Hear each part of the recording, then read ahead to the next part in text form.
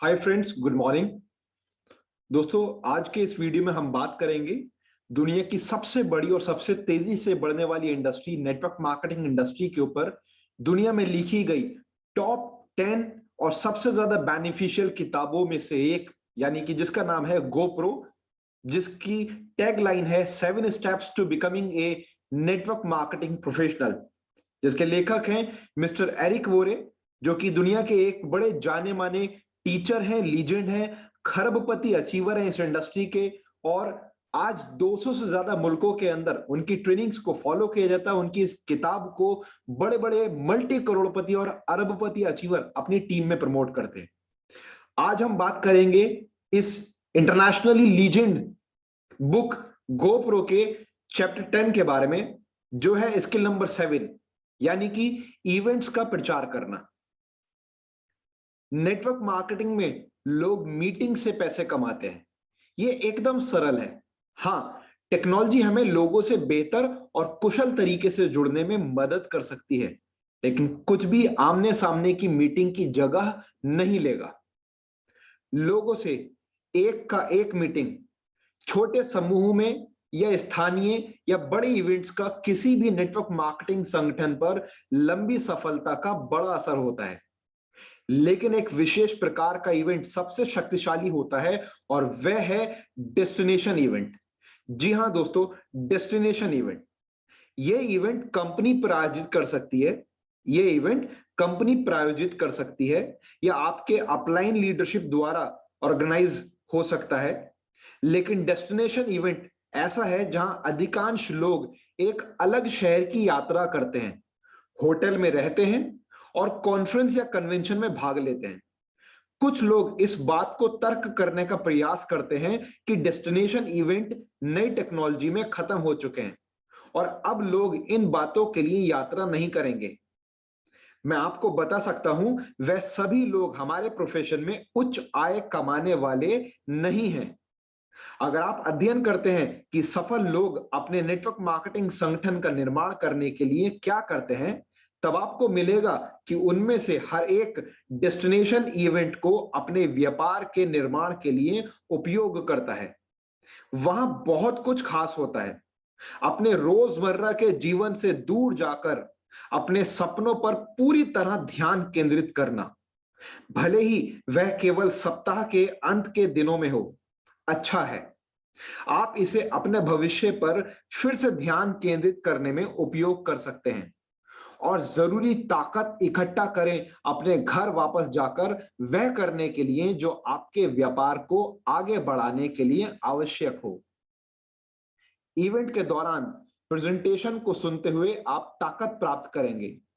कभी कभी एक व्यक्ति आपके जीवन के सही समय पर कुछ कह जाता है और वह आपको हमेशा के लिए बदल देता है।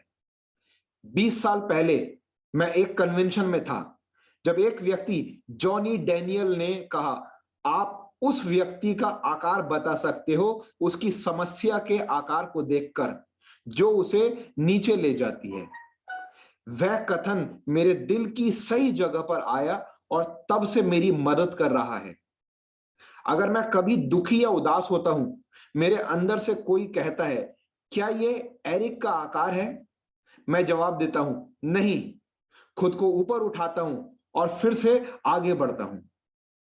इतने सालों में डेस्टिनेशन इवेंट्स में सैकड़ों ऐसे पल आए इतने सालों में डेस्टिनेशन इवेंट्स में सैकड़ों ऐसे पल आए हैं जब मैंने इवेंट्स को दोष दिया है।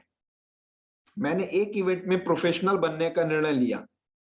मुझे एहसास हुआ कि मुझे इवेंट में नहीं रोक सकेगा। मैंने इवेंट में ऊपर जाने का निर्णय लिया। असल में जैसे कि मैंने पहले सोचा था कि मैं अपने नेटवर्क मार्केटिंग करियर में एक महत्वपूर्ण पल के बारे में नहीं सोच सकता था जो इवेंट में नहीं हुआ। प्रेजेंटर से ताकत बढ़ाने के साथ साथ आप अपने शामिल होने के निर्णय पर अविश्वसनीय पुष्टि प्राप्त करते हैं। यह एक धारणा है, सामाजिक प्रूफ, सामाजिक सबूत, और यह बहुत महत्वपूर्ण है। मनुष्य के रूप में हम अपने विचारों और अनुभवों के बाहरी सबूत को तलाश करने में बंधे हुए हैं। डेस्टिनेशन इवेंट में आप कई अन्य लोगों को देखते हैं जिन्होंने आप जैसा निर्णय लिया है, और ये अच्छा महसूस होता है। इसके अलावा आप देखते हैं कि कैसे उनमें से कुछ लोगों ने अपना डर दूर किया और कंपनी के उच्चतम स्तर पर पहुंच गए। आप सोचना शुरू कर सकते हैं, यदि वह कर सकते हैं, शायद मैं भी कर सकता हूं। इसमें कुछ सकारात्मक दबाव भी शामिल है। अधिकांश डेस्टिनेशन इवेंट में मान्यता कार्यक्रम शामिल होते हैं। प्रतियोगिता कौन जीता, अगले रैंक पर कौन आया, किसने उच्च पैसा कमाए, या कौन मंच पर बोले। जब मैं अपने पहले इवेंट में गया और सभी लोगों को मंच पर जाता देखा, मेरे दिमाग में एक बात आई, अगली बार मैं भी मंच पर आऊंगा। यह प्रेरणादायक था कि इतने सारे लोगों ने हासिल किया जो मैं अभी तक हासिल नहीं किया। इसने मुझे सोचने को कहा, मैं ऐसा करूंगा, और इसने मुझे योजना पर काम करने को कहा, वह हासिल करने के लिए। प्रेरित होने के अलावा मैं अपने व्यापार में कुछ सुधार किए बिना अगले इवेंट में नहीं दिखना चाहता था। उस सकारात्मक दबाव ने मुझे अपने डर का सामना करने में मदद की और मैंने इसे कर दिखाया। कुल मिलाकर डेस्टिनेशन इवेंट पर समुदाय की भावना आरामदायक होती है। जब बात आती है नेटवर्क मार्केटिंग की, हम सभी अज्ञानी लोगों से भरी दुनिया में रहते हैं। यह कभी-कभी निराश कर सकता है, लेकिन जब हम बड़े इवेंट्स में जाते हैं, तब अचानक हम उन लोगों से घिर जाते हैं या उन लोगों से घिरे होते हैं जो वैसा ही सोचते हैं जैसा हम सोचते हैं। उनके पास समान विश्वास, उम्मीदें, सपने, आकांक्षाओं और सकारात्मक दृष्टिकोण होता है। ऐसे अद्भुत लोगों के साथ समय व्यतीत करना सचमुच हमें फिर से भर देता है, जिससे हमारे पास अगले कदम की ताकत आ जाती है। एक बार जब आप समझ लेते हैं कि डेस्टिनेशन इवेंट हमारे व्यापार की सफलता के लिए कितने महत्वपूर्ण है, तब आपको यह जानने की आवश्यकता है कि अपने संगठन में कैसे इवेंट्स को प्रभावी तरीके से प्रमोट करें। यह सच में बहुत आसान है। आपके संगठन से जितने ज्यादा लोग इवेंट्स में शामिल होंगे, उतना ही ज्यादा पैसा आप अपने प्रोफेशन में कमाएंगे। उच्च लीडर्स जानते हैं कि कितने लोग शामिल हो रहे हैं और वह हर नए इवेंट में उस गिनती को बढ़ाने की कोशिश करते हैं। उसके बारे में सोचें, उन 2 डिस्ट्रीब्यूटर्स को लें जिनका समूह 100 लोगों का है। एक डिस्ट्रीब्यूटर इसे प्राथमिकता देता है और सभी हर प्रमुख डेस्टिनेशन इवेंट में ले जाता है, और सभी लोगों को हर प्रमुख डेस्टिनेशन इवेंट में ले जाता है। दूसरा डिस्ट्रीब्यूटर इसे प्राथमिकता नहीं देता है, इसलिए कुछ लोग ही जाते हैं। कौन सा समूह ज्यादा सफल होगा, यह एक प्रतियोगिता में नहीं है, यह एक प्रतियोगिता भी नहीं है। पहला कदम एक संस्कृति का विकास करना जो दूसरों को डेस्टिनेशन इवेंट में भाग लेने की तुलना में स्वयं का भाग लेना प्रमोट करें और दूसरों को भी यही निर्णय लेने में मदद करें। इसका मतलब है कि आपको दूसरों का उदाहरण बनकर नेतृत्व करना होगा और कोई डेस्टिनेशन इवेंट्स नहीं छोड़ना है। जब मैंने इस प्रोफेशन में शुरुआत की, मुझे नहीं पता था कि मैं कैसे कर रहा हूं। मेरे पास पैसा नहीं था और मैं समय नहीं निकाल सकता था। मेरे पास वही बाधाएं थीं जो औरों को होती हैं। लेकिन मेरे पहले इवेंट में कुछ ऐसा हुआ जिसने सब कुछ बदल दिया। मैंने वहां जाने के लिए पर्याप्त पैसा इकट्ठा किया और वह बहुत अच्छा अनुभव रहा। मंच, रोशनी, लोग, सफलता की कहानियां, वह सब मजेदार था। एक सेशन के दौरान मैं बाथरूम जाने के लिए बाहर निकल आया, और जब मैं वापस कन्वेंशन प्रवेश द्वार पर आया, मैंने खुद को पूरी कंपनी में उच्च कमाने वाले लीडर के पास खड़ा पाया। वह एक सेलिब्रिटी के बगल में खड़े होने जैसा था। मैं वहां खड़े होकर कुछ अच्छा बोलने के लिए सोच रहा था। अंत में मैंने सिर्फ खुद का परिचय दिया और पूछा, आपका रहस्य क्या है? आज मैं जानता हूं कि कोई रहस्य नहीं है, और वह मुझसे सही बात कह सकते थे, लेकिन इसके अलावा उनके पास थोड़ी करुणा थी और मुझे एक महत्वपूर्ण सबक दिया जो आज भी मेरे काम आता है। उन्होंने कहा, एरिक, क्या आप इस कमरे को देख रहे हो? इसमें 2000 लोग आ जाते हैं। हम ये इवेंट्स साल में 3 बार करते हैं। रहस्य ये है, अगले इवेंट में इसमें से आधे लोग दोबारा नहीं आएंगे, लेकिन अन्य आधे लोग इस कमरे के औसत लोगों से दुगने लोग बना लेंगे। आपका काम उन 1000 लोगों में से एक होना चाहिए जो वापस आएंगे, और ये रुकता नहीं है। अगले इवेंट में वह आधे 1000 लोग वापस नहीं आएंगे, लेकिन वह 500 लोग कमरे के औसतन लोगों से 4 गुना ज्यादा बना देंगे। ये इवेंट से इवेंट जारी रहता है अगर आप वापस आना जारी रखेंगे। अंत में आप उस कमरे के लोगों में से सबसे अधिक पैसा कमाने वाले व्यक्ति होंगे, और शायद आप खुद को भी मंच पर पाएंगे। मैंने कहा, यही है? और उन्होंने जवाब दिया, एरिक, जाहिर है आप इस इवेंट के बीच अपनी स्किल पर काम करना जारी रखोगे, लेकिन मेरे अनुभव ने मुझे दिखाया कि यदि आप हमारे बड़े इवेंट में लोगों को लाते हैं, आप ऊंचाई पर पहुंच सकते हैं। ये मेरे समझने के लिए बहुत आसान था। मैंने उनका धन्यवाद किया और उसी क्षण मैंने प्रस्ताव बनाया कि कंपनी का कोई बड़ा इवेंट नहीं छोड़ना है।